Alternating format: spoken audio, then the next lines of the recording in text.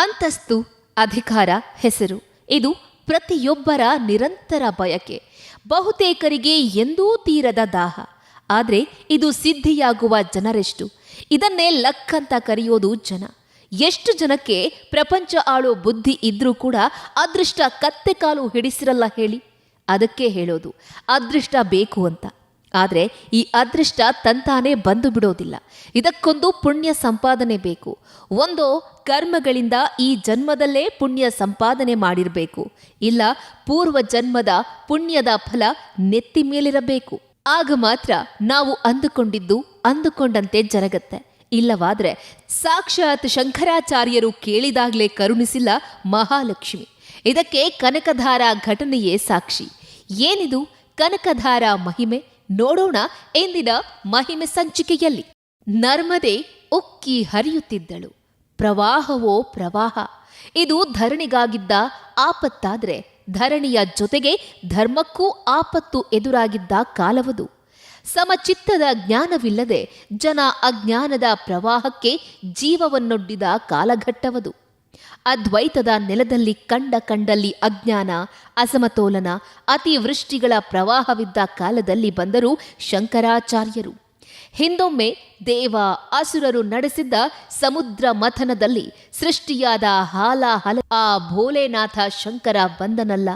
ಅದೇ ರೀತಿ ಅಜ್ಞಾನದ ಹಾಲಾಹಲವನ್ನ ತೊಲಗಿಸಿ ಪ್ರಪಂಚವನ್ನ ಉಳಿಸಲು ಬಂದವರೇ ಆದಿ ಶಂಕರಾಚಾರ್ಯ.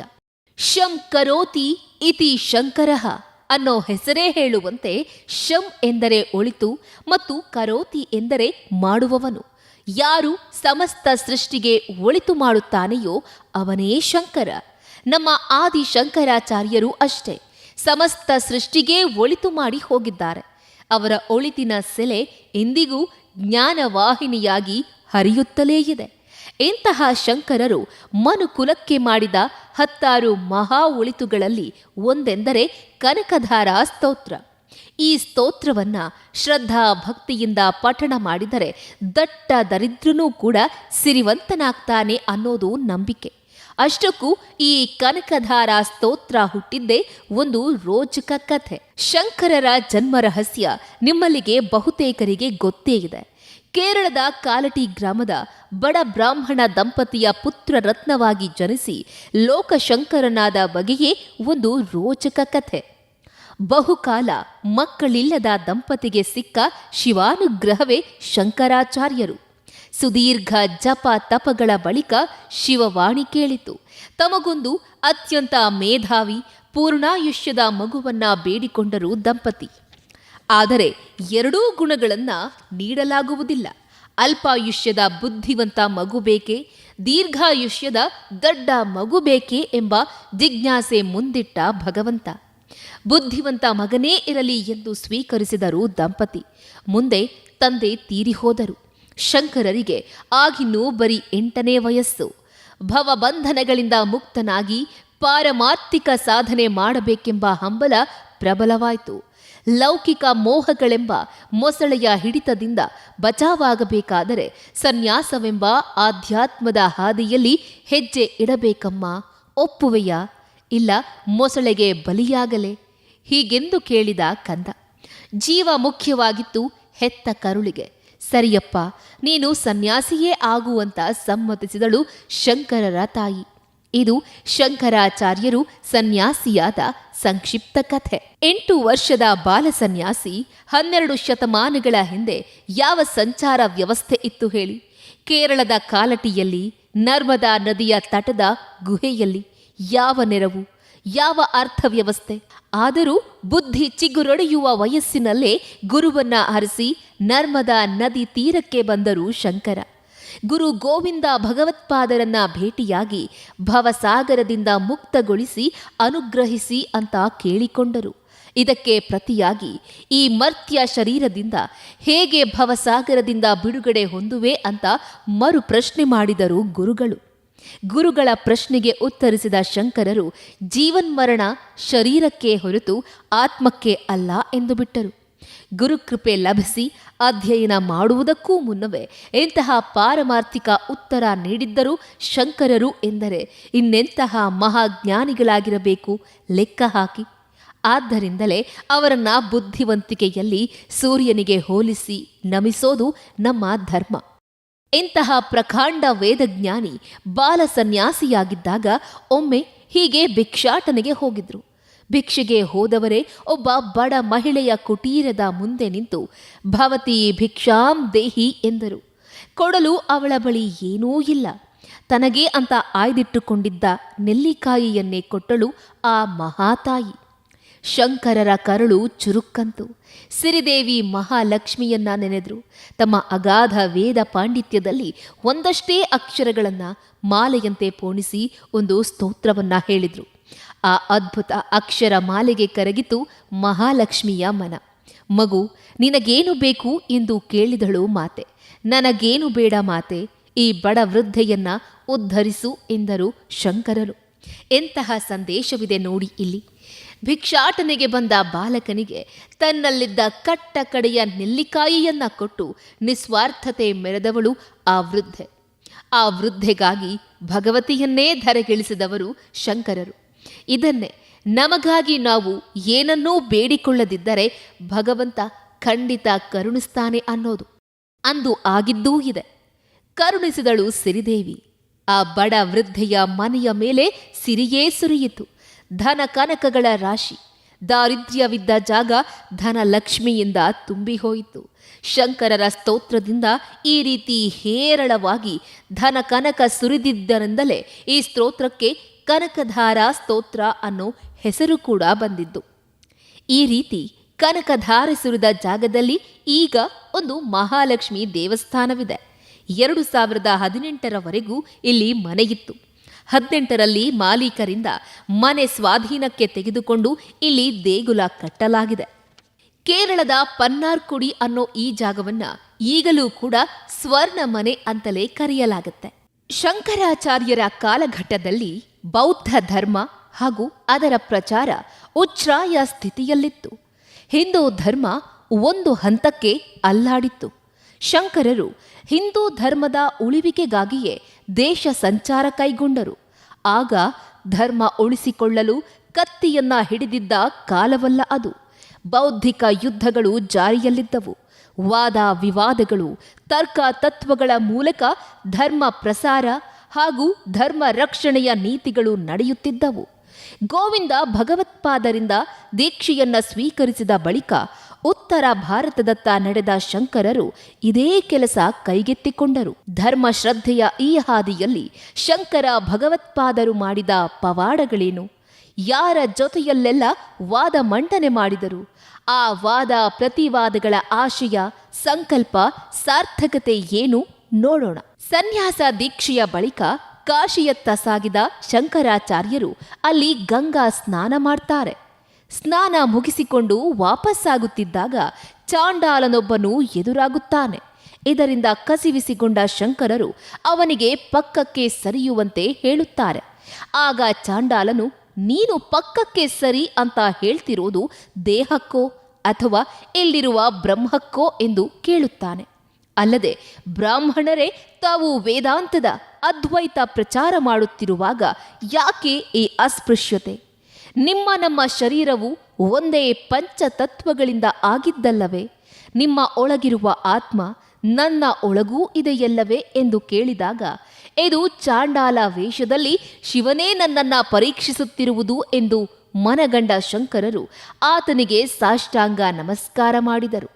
ಆ ವೇಳೆ ಸ್ತುತಿಸಿದ ಮಂತ್ರವೇ ಮನಿಷಾ ಪಂಚಕ. ವ್ಯಾಸತೀರ್ಥಕ್ಕೆ ಬಂದ ಶಂಕರರಿಗೆ ಆಗಿನ್ನೂ 12ರ ಏಳೆಯ ಹರೆಯ. ಅದೇ ವಯಸ್ಸಿನಲ್ಲಿ ಪ್ರಸ್ಥಾನ ಯತ್ರಗಳು ಅಂದರೆ ಉಪನಿಷತ್ತು, ಬ್ರಹ್ಮಸೂತ್ರ, ಭಾಷ್ಯಗಳನ್ನು ಬರೆದರು. ವಿವೇಕ ಚೂಡಾಮಣಿಯೂ ಕೂಡ ಇಲ್ಲಿಯೇ ಬರೆದಿದ್ದರು. ಕಾಶಿಯಲ್ಲಿ ಶಂಕರರು ಅಧ್ಯಯನ ಮತ್ತು ಅಧ್ಯಾಪನವನ್ನ ಮುಂದುವರಿಸುತ್ತಾರೆ. ಅಧ್ಯಯನದ ವೇಳೆ ಸ್ವತಃ ವ್ಯಾಸರಾಯರೊಂದಿಗೇನೆ ಶಂಕರರು ಹಲವು ವಾದಗಳನ್ನು ಮಾಡ್ತಾರೆ. ಬಾಲಕನ ಬೌದ್ಧಿಕ ಶಕ್ತಿಯನ್ನ ಕಂಡ ವ್ಯಾಸರಾಯರು, ನಿನ್ನಿಂದ ಇನ್ನೂ ಅನೇಕ ಮಹತ್ ಕಾರ್ಯಗಳು ಆಗಬೇಕಾಗಿದೆ ಎಂದು ಹೇಳಿ ಶಂಕರರಿಗಿರುವ 16 ವರ್ಷದ ವಯಸ್ಸನ್ನ 36 ವರ್ಷ ವಯಸ್ಸಾಗುವಂತೆ ಆಶೀರ್ವಾದ ಮಾಡುತ್ತಾರೆ. ಸನ್ಯಾಸ ದೀಕ್ಷೆಯ ಬಳಿಕ ಕಾಶಿಯತ್ತ ಸಾಗಿದ ಶಂಕರಾಚಾರ್ಯರು ಅಲ್ಲಿ ಗಂಗಾ ಸ್ನಾನ ಮಾಡ್ತಾರೆ. ಬಳಿಕ ಅದೇ ಹಾದಿಯಲ್ಲಿ ಅವರಿಗೆ ಶಿವನು ಚಾಂಡಾಳ ರೂಪದಲ್ಲಿ ಬಂದು ದರ್ಶನ ನೀಡಿದ್ದಲ್ಲದೆ ಭವಿಷ್ಯದ ಮಾರ್ಗದರ್ಶನವನ್ನ ಮಾಡ್ತಾನೆ. ಪ್ರಸ್ಥಾನತ್ರಯಗಳಿಗೆ ಭಾಷ್ಯಗಳನ್ನ ಬರೆಯಬೇಕು. ಸದ್ಯ ಆಧ್ಯಾತ್ಮದ ಹಾದಿಗಳನ್ನ ಕಲುಷಿತಗೊಳಿಸಲಾಗಿದೆ ಎಂದು ಹೇಳುತ್ತಾನೆ. ಅದನ್ನ ಶಿರಸಾವಹಿಸಿದ ಶಂಕರರು ಬದಲಿಗೆ ಬರುತ್ತಾರೆ. ವ್ಯಾಸರಾಯರ ಆಶೀರ್ವಾದದ ಬಳಿಕ ಅಖಂಡ ಭಾರತದ ಯಾತ್ರೆಗೆ ಮುಂದಾಗುತ್ತಾರೆ ಶಂಕರ ಭಗವತ್ಪಾದರು. ಧರ್ಮ ಪ್ರಚಾರಕ್ಕಾಗಿ ಸಂಚಾರ ಕೈಗೊಂಡ ಶಂಕರಾಚಾರ್ಯರು ಕಾಶಿಯಿಂದ ಪ್ರಯಾಗಕ್ಕೆ ಹೋಗುತ್ತಾರೆ. ಶಂಕರರ ಕಾಲದಲ್ಲಿ 2 ಪರಿಸ್ಥಿತಿಗಳು ಇದ್ದವು. ಒಂದು ಬೌದ್ಧ ಮತದ ಅನುಯಾಯಿಗಳು, ಮತ್ತೊಂದು ಕಡೆ ಪೂರ್ವ ಮೀಮಾಂಸೆಯ ಅನುಯಾಯಿಗಳು. ಬೌದ್ಧ ಮತದಲ್ಲಿ ವೇದಗಳ ಖಂಡನೆ ಜೋರಾಗಿಯೇ ನಡೆದಿತ್ತು. ಅಂತಹವರನ್ನ ವಾದ ಮಾಡಿ ಗೆಲ್ಲುವ ಪರಿಸ್ಥಿತಿ ಶಂಕರರ ಎದುರಿತ್ತು. ಮತ್ತೊಂದು ಕಡೆ ವೇದಗಳನ್ನು ಒಪ್ಪಿಕೊಂಡು ಅದರಾಚೆ ದೇವರಿಲ್ಲ ಎಂಬ ಪೂರ್ವ ಮೀಮಾಂಸಕರ ಭಾವನೆ. ಅದರಲ್ಲಿ ದೊಡ್ಡ ವಿದ್ವತ್ ಪಡೆದವರು ಎಂದರೆ ಕುಮಾರಿಲಾ ಭಟ್. ಅವರೊಂದಿಗೆ ವಾದಕ್ಕೆ ಮುಂದಾಗುತ್ತಾರೆ ಶಂಕರರು. ಅವರನ್ನ ಸೋಲಿಸಿ ತಮ್ಮ ಭಾಷ್ಯಗಳಿಗೆ ವಾರ್ತಿಕೆಗಳನ್ನು ಬರೆಸಬೇಕು, ಅಂದರೆ ವಿವರಣೆ ಬರೆಸಬೇಕು ಎಂಬುದು ಶಂಕರರ ಉದ್ದೇಶವಾಗಿತ್ತು. ಇದೇ ಉದ್ದೇಶದಿಂದ ಶಂಕರರು ಕಾಶಿಯಿಂದ ಪ್ರಯಾಗಕ್ಕೆ ಬರುತ್ತಾರೆ. ಅಲ್ಲಿ ತ್ರಿವೇಣಿ ಸಂಗಮದಲ್ಲಿ ಸ್ನಾನ ಮುಗಿಸಿ ಬಂಡೆಯೊಂದರ ಮೇಲೆ ಕುಳಿತಾಗ ಅವರಿಗೆ ಒಂದು ಸುದ್ದಿ ಬರುತ್ತೆ. ಕುಮಾರಿಲಾ ಭಟ್ಟರು ಅಗ್ನಿಗೆ ತಮ್ಮನ್ನ ಸಮರ್ಪಿಸಿಕೊಳ್ಳುತ್ತಿದ್ದಾರೆ ಎಂದು. ಸುದ್ದಿ ತಿಳಿದ ಶಂಕರರು ಓಡೋಡಿ ಬರುತ್ತಾರೆ. ಅಷ್ಟೊತ್ತಿಗಾಗಲೇ ಕುಮಾರಿಲಾ ಭಟ್ಟರ ದೇಹಕ್ಕೆ ಬೆಂಕಿ ಹೊತ್ತಿಕೊಂಡಿತ್ತು. ಈ ವೇಳೆ ಶಂಕರರ ಹಾಗೂ ಕುಮಾರಿಲಾ ಭಟ್ಟರ ನಡುವೆ ಕೆಲವು ಹೊತ್ತು ಸಂವಾದವಾಗುತ್ತದೆ. ಕುಮಾರಿಲಾ ಭಟ್ಟರು ತಾವು ಬೌದ್ಧ ಮತದ ಬಗ್ಗೆ ತಿಳಿದುಕೊಳ್ಳಲು ಬೌದ್ಧ ಭಿಕ್ಷುವಾಗಿದ್ದು, ಅದು ಗೊತ್ತಾಗಿ ಅಲ್ಲಿಯ ಭಿಕ್ಷುಗಳು ಅವರನ್ನ ಅವಮಾನಿಸಿದ್ದು, ಇದೆಲ್ಲವನ್ನ ಹೇಳಿ ನನ್ನ ಗುರುದ್ರೋಹ ಪಾಪಕ್ಕೆ ನಾನು ಪ್ರಾಯಶ್ಚಿತ್ತ ಮಾಡಿಕೊಳ್ಳುತ್ತಿದ್ದೇನೆ ಎಂದು ಕುಮಾರಿಲಾ ಭಟ್ಟರು ಹೇಳುತ್ತಾರೆ. ಅಷ್ಟು ಮಾತ್ರವಲ್ಲ, ತಮ್ಮ ಶಿಷ್ಯ ಮಂಡನ ಮಿಶ್ರರ ಬಳಿಗೆ ನೀವು ಹೋದಲ್ಲಿ ಇದಕ್ಕೆ ವಾರ್ತಿಕೆಗಳನ್ನು ನೀವು ಅವನಿಂದ ಬರೆಸಬಹುದು ಎಂತಲೂ ಹೇಳುತ್ತಾರೆ. ಮಂಡನ ಮಿಶ್ರ ಅತ್ಯಂತ ಕರ್ಮಠ ಪೂರ್ವ ಮೀಮಾಂಸದ ಪ್ರತಿಪಾದಿ. ಕರ್ಮಕಾಂಡದಾಚೆ ಯಾವುದನ್ನೂ ಅವನು ಒಪ್ಪುವುದಿಲ್ಲ. ಸನ್ಯಾಸಿಗಳನ್ನ ಅವನು ಸಾರಾಸಗಟಾಗಿ ತಿರಸ್ಕರಿಸುತ್ತಾನೆ. ಒಂದು ವೇಳೆ ನೀವು ಮಂಡನ ಮಿಶ್ರನನ್ನ ಸೋಲಿಸಿದ್ದೇ ಆದಲ್ಲಿ ಈ ನೆಲದಲ್ಲಿ ಕರ್ಮಕಾಂಡ ಕಡಿಮೆಯಾಗತ್ತೆ, ಜ್ಞಾನಕಾಂಡ ವೃದ್ಧಿಯಾಗತ್ತೆ. ಅದರಿಂದ ನನ್ನ ಶಿಷ್ಯ ಮಂಡನ ಮಿಶ್ರನತ್ತ ಹೋಗಿ ಎಂದು ಸಲಹೆ ಕೊಡುತ್ತಾರೆ. ಕುಮಾರಿಲಾ ಭಟ್ಟರ ಸಲಹೆಯಂತೆ ಶಂಕರರು ಮಂಡನ ಮಿಶ್ರನಿರುವ ಜಾಗ ಮಾಹಿಷ್ಮತಿಗೆ ಬರ್ತಾರೆ. ಮಾಹಿಷ್ಮತಿಗೆ ಬಂದ ಶಂಕರರು ಮಂಡನ ಮಿಶ್ರರ ಮನೆಗೆ ಬಂದು ಅವರಲ್ಲಿ ವಾದದ ಭಿಕ್ಷೆ ಬೇಡುತ್ತಾರೆ. ಅವರಿಬ್ಬರ ನಡುವೆ ವಾದ ವಿವಾದಗಳು ನಡೆಯಲು ಶುರುವಾಗುತ್ತವೆ. ಇದರಲ್ಲಿ ನ್ಯಾಯ ತೀರ್ಪು ಯಾರು ಎಂದು ಚರ್ಚೆ ನಡೆದಾಗ ಮಂಡನ ಮಿಶ್ರರ ಪತ್ನಿ ಉಭಯ ಭಾರತೀಯೇ ತೀರ್ಪುಗಾರರು ಎಂದು ಇಬ್ಬರೂ ಕೂಡ ಒಪ್ಪಿಕೊಳ್ಳುತ್ತಾರೆ. ಉಭಯ ಭಾರತಿ ಇಬ್ಬರ ಕೊರಳಿಗೆ ಹಾರ ಹಾಕಿ ಈ ಇಬ್ಬರಲ್ಲಿ ಯಾರ ಕೊರಳ ಹಾರ ಬಾಡಿ ಹೋಗುತ್ತದೆಯೋ ಅವರು ಈ ವಾದದಲ್ಲಿ ಸೋತ ಹಾಗೆ ಅಂತ ತಿಳಿಸ್ತಾರೆ. ಹೀಗೆ ವಾದ ವಿವಾದಗಳು ಜಾರಿಯಲ್ಲಿದ್ದಾಗ ಕಟ್ಟ ಕಡೆಯಲ್ಲಿ ಮಂಡನ ಮಿಶ್ರರ ಕೊರಳಲ್ಲಿದ್ದ ಹಾರ ಬಾಡಿ ಹೋಗುತ್ತದೆ. ಆಗ ಉಭಯ ಭಾರತಿ ಶಂಕರರ ವಿಜಯವನ್ನ ಘೋಷಣೆ ಮಾಡ್ತಾರೆ. ವಾದಕ್ಕೂ ಮೊದಲೇ ಶಂಕರರು ಮಂಡನ ಮಿಶ್ರರ ಎದುರು ಒಂದು ಷರತ್ತು ಇಟ್ಟಿರುತ್ತಾರೆ. ಒಂದು ವೇಳೆ ನಾನು ಗೆದ್ದಿದ್ದೇ ಆದಲ್ಲಿ ನೀನು ಗೃಹಸ್ಥಾಶ್ರಮವನ್ನ ತೊರೆದು ಸನ್ಯಾಸಿಯಾಗಿ ನನ್ನ ಜೊತೆ ಬರಬೇಕು ಎಂದು ಷರತ್ತು ವಿಧಿಸಿರುತ್ತಾರೆ. ಒಂದು ವೇಳೆ ನೀವು ಗೆದ್ದಲ್ಲಿ ನಾನು ಸನ್ಯಾಸತ್ವವನ್ನ ತೊರೆದು ಗೃಹಸ್ಥನಾಗಿ ನಿನ್ನ ಕರ್ಮಕಾಂಡ ಶ್ರೇಷ್ಠವೆಂದು ಒಪ್ಪಿ ನಿನ್ನ ಶಿಷ್ಯನಾಗಿ ಬರುತ್ತೇನೆಂದು ಪ್ರಮಾಣ ಮಾಡಿರುತ್ತಾರೆ. ಮಂಡನ ಮಿಶ್ರರು ಕೊನೆಗೆ ಸೋಲನ್ನ ಒಪ್ಪಿಕೊಂಡಿರುತ್ತಾರೆ. ಷರತ್ತಿನಂತೆ ಸನ್ಯಾಸ ಧಾರಣೆಯಾಗಬೇಕು. ಶಂಕರರಿಗೆ ದೀರ್ಘದಂಡ ನಮಸ್ಕಾರ ಮಾಡುವ ಮಂಡನ ಮಿಶ್ರರು ಆಗ ಉಭಯ ಭಾರತೀಯವರು ಒಂದು ಮಾತು ಹೇಳುತ್ತಾರೆ. ನಾನು ಬಂದಂತಹ ಕಾರ್ಯ ಮುಗಿತಾ ಬರ್ತಾ ಇದೆ. ದುರ್ವಾಸರ ಶಾಪದಿಂದ ಸರಸ್ವತಿಯಾಗಿರುವ ನಾನು ಇಲ್ಲಿ ಭಾರತಿ ಹೆಸರಲ್ಲಿ ಇಷ್ಟು ಕಾಲ ಇರಬೇಕಾಯ್ತು ಎಂದು ಹೇಳುತ್ತಾಳೆ. ಉಭಯ ಭಾರತೀಯವರದ್ದು ಸಾಕ್ಷಾತ್ ಸರಸ್ವತಿಯ ಅವತಾರವೆಂದು ಕೂಡ ಹೇಳಲಾಗುತ್ತದೆ. ಶಂಕರಾಚಾರ್ಯರ ಗೆಲುವಿನಿಂದ ನನ್ನ ಕರ್ತವ್ಯ ಮುಗಿಯಿತು, ನಾನು ಹೊರಡುತ್ತೇನೆ ಎಂದು ಉಭಯ ಭಾರತಿ ಹೇಳುತ್ತಾರೆ. ಆಗ ಶಂಕರರು ಉಭಯ ಭಾರತೀಯವರನ್ನ ತಡೆಯುತ್ತಾರೆ. ಅವರಿಗೆ ವಣ ದುರ್ಗಾ ಸ್ತೋತ್ರವನ್ನ ಹೇಳಿಕೊಡುತ್ತಾರೆ. ಅವರದನ್ನ ಭಾವಪರವಶವಾಗಿ ಪಠಿಸುತ್ತಾರೆ. ಆಮೇಲೆ ಅವರು ಶಂಕರರೊಂದಿಗೆ ವಾದಕ್ಕೆ ನಿಲ್ಲುತ್ತಾರೆ. ನಾನು ಮಂಡನ ಮಿಶ್ರರ ಪತ್ನಿ. ಪತಿ ಪತ್ನಿ ಇಬ್ಬರೂ ಬೇರೆಯಲ್ಲ. ಹೀಗಾಗಿಯೇ ಪತಿಯ ಸೋಲು ಗೆಲುವು, ನೋವು ನಲಿವು ನನಗೂ ಪಾಲಿದೆ.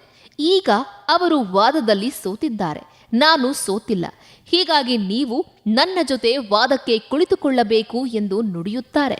ಕೆಲ ಕಾಲ ಯೋಚನೆ ಮಾಡಿದ ಶಂಕರರು ಸ್ತ್ರೀಯೊಂದಿಗೆ ಸನ್ಯಾಸಿಯೊಬ್ಬ ವಾದ ಮಾಡಬಹುದೇ ಎಂಬ ಸಂಶಯವನ್ನ ವ್ಯಕ್ತಪಡಿಸಿದಾಗ, ವಾದಕ್ಕೆ ವಿಷಯ ಮುಖ್ಯವೇ ಹೊರತು ಯಾರ ನಡುವೆ ವಾದ ನಡೆಯುತ್ತಿದೆ ಎಂಬುದು ಮುಖ್ಯವಲ್ಲ ಎಂದು ಪ್ರತಿಪಾದಿಸುತ್ತಾರೆ ಉಭಯ ಭಾರತಿ. ಬಳಿಕ ಇಬ್ಬರ ನಡುವೆ ವಾದ ಪ್ರತಿವಾದಗಳು ಜೋರಾಗಿಯೇ ನಡೆಯುತ್ತವೆ. ಕೊನೆಯಲ್ಲಿ ಉಭಯ ಭಾರತೀಯವರು ಇವರನ್ನ ಕರ್ಮಕಾಂಡ ಜ್ಞಾನಕಾಂಡದಿಂದ ವಿಷಯವನ್ನ ಕಾಮಸೂತ್ರದತ್ತ ಹೊರಳಿಸುತ್ತಾರೆ. ಹೆಣ್ಣು ಗಂಡಿನ ಮಿಲನದ ಏರಿಳಿತಗಳು, ಚಂದ್ರನಿಗೂ ಕಾಮಕ್ಕೂ ಇರುವ ಸಂಬಂಧಿಸಿದಂತೆ ಪ್ರಶ್ನೆಗಳನ್ನ ಕೇಳುತ್ತಾರೆ. ಶಂಕರರು ಹೇಳಿ ಕೇಳಿ ಹುಟ್ಟಿನಿಂದ ಬ್ರಹ್ಮಚಾರಿ ಮತ್ತು ಈಗ ಸನ್ಯಾಸಿ. ಹೀಗಾಗಿ ಈ ವಿಷಯದಲ್ಲಿ ವಾದ ಮಾಡಲು 1 ತಿಂಗಳ ಕಾಲಾವಕಾಶವನ್ನ ಉಭಯ ಭಾರತೀಯವರಿಂದ ಕೇಳ್ತಾರೆ. ಅದರಂತೆ ಉಭಯ ಭಾರತೀಯವರು ಅವಕಾಶವನ್ನ ನೀಡ್ತಾರೆ. ಶಂಕರರು ಕೇವಲ ಜ್ಞಾನಕಾಂಡ ಉಪಾಸಕರು ಮಾತ್ರವಲ್ಲ, ಯೋಗ ಸಿದ್ಧಿಯನ್ನ ಗಳಿಸಿಕೊಂಡಿದ್ದ ಯೋಗಿ ಪುರುಷರೂ ಆಗಿದ್ದರು. ಹಾಗಾಗಿ ಅವುಗಳ ಸಿದ್ಧಿಗಳೂ ಕೂಡ ಆಗಿದ್ದವು. ಅವರು ಮುಂದೆ ಏನು ಅಂತ ಯೋಚಿಸುತ್ತಿರುವಾಗ ಆ ರಾಜ್ಯದ ರಾಜ ಅಮರುಕ ಎಂಬುವವನು ಅಸುನೀಗಿರುತ್ತಾನೆ. ಈ ಸುದ್ದಿಯನ್ನ ತಿಳಿದ ಶಂಕರರು ರಾಜನ ದೇಹದಲ್ಲಿ ಪರಕಾಯ ಪ್ರವೇಶ ಮಾಡಿ ಕೆಲ ಕಾಲ ರಾಜನ ಪತ್ನಿಯೊಂದಿಗೆ ರತಿ ಕ್ರೀಡೆಯಲ್ಲಿ ತೊಡಗಿ ಕಾಮಶಾಸ್ತ್ರವನ್ನ ಕರತಲಾಮಲಕ ಮಾಡಿಕೊಂಡು ವಾಪಸ್ ಶಂಕರರು ತಮ್ಮ ದೇಶವನ್ನ ಸೇರಿ ಉಭಯ ಭಾರತೀಯರನ್ನ ಸೋಲಿಸಿದ್ರು. ಹೀಗೆ ಶಂಕರರು ತಮ್ಮ ಎದುರು ಬಂದ ಎಲ್ಲ ಸವಾಲುಗಳನ್ನ ಮೆಟ್ಟಿ ನಿಂತು ಅಳಿವಿನಂಚಿನಲ್ಲಿದ್ದ ಹಿಂದೂ ಧರ್ಮವನ್ನ ಮತ್ತೆ ಅದರ ಉಚ್ಛ್ರಾಯ ಸ್ಥಿತಿಗೆ ತಂದರು. ಇದು ಶಂಕರಾಚಾರ್ಯರ ಪವಾಡಗಳಲ್ಲಿ ಒಂದು. ಇದು ಈ ಹೊತ್ತಿನ ಮಹಿಮೆ ಸಂಚಿಕೆಯ ವಿಶೇಷ. ಇಂತಹ ಮತ್ತಷ್ಟು ಪವಾಡಗಳ ವಿಸ್ಮಯಗಳ ಸಂಚಿಕೆಯೊಂದಿಗೆ ಮತ್ತೆ ಭೇಟಿಯಾಗೋಣ ಮುಂದಿನ ಮಹಿಮೆ ಸಂಚಿಕೆಯಲ್ಲಿ.